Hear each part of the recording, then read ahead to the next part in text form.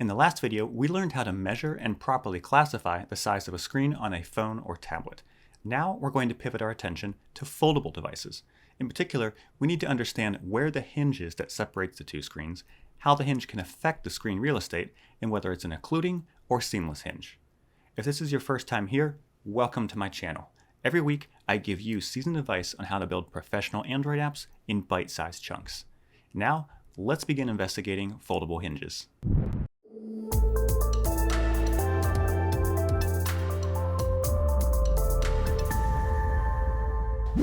To properly understand and utilize the best of a foldable device, it's important to consider its natural and rotated postures.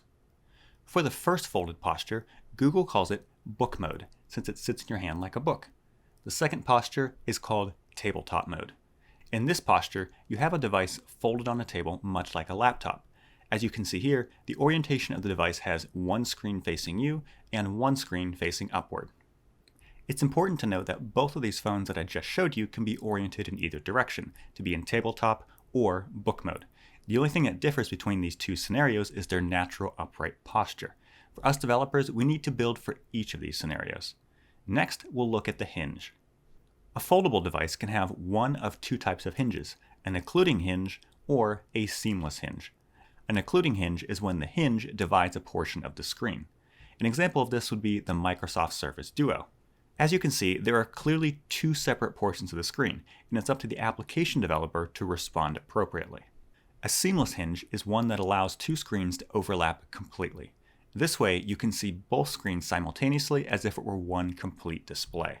Samsung's Galaxy Z Fold has a seamless display. Google would call this a non-occluding display, and that could potentially allow us to make subtle design changes to our app to accommodate this kind of screen. Finally, we need to consider whether the device is folded at all. Just because the user has a foldable phone, it doesn't mean that they're using the feature at that moment. When the device is fully opened, or flat as Google calls it, it could be thought of as a non-foldable device, like a regular phone or tablet. When the phone is half opened, meaning that the hinges are folded to some degree, then we can engage the foldable logic.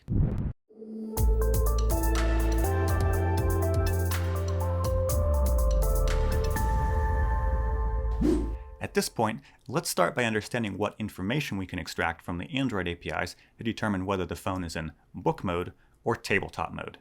To do this, we'll look at the folded state of the device. We can query the Android APIs to determine if the device has what Google calls a folding feature. If the device has that feature, then the object will contain structured data with all the information that we need to know. In particular, these are what pieces of information we can extract. Whether the device is fully opened or half opened. When Google uses the term half opened, that doesn't indicate how much the hinge is opened or shut, but rather whether the device no longer perceives itself as flat and the user has closed it past a certain threshold. Next, we can determine the hinge orientation. Keep in mind that this is separate from the device's orientation. It tells you whenever the device is in its natural upright position, indicating which way the hinge is running, either horizontal or vertical. However, it does adjust for the device's orientation. For example, when the Samsung Galaxy Z Fold is in the upright position with the hinge going from top to bottom, the API will return vertical. Likewise, with the Samsung Galaxy Z Flip devices, the natural orientation will show as horizontal. Rotating each of these devices onto their side will result in the hinge orienting in the other direction, as reported by the API. Next, we can determine the hinge location. While most hinges on most modern foldable devices go straight down the center, that's not always guaranteed to be the case. Thus, we can extract where the hinge is located on that screen so that we can better suit our interface to that particular device. And finally, we can determine whether the hinge is separating or occluding. In essence, these metrics help us understand whether the screen is one continuous display or broken up into two separate displays with a visible divider in between. The OS makes these kinds of decisions for us, and it's up to us to decide if our application's design should differ slightly based on the hardware build. At this point, we have a good understanding of what information we can extract from the Android APIs in order to determine the various states and properties of foldable screens.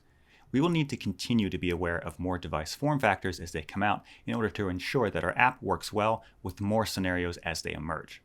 As manufacturers experiment with new form factors, it will be increasingly important for us as developers to make sure that our apps are able to adapt seamlessly.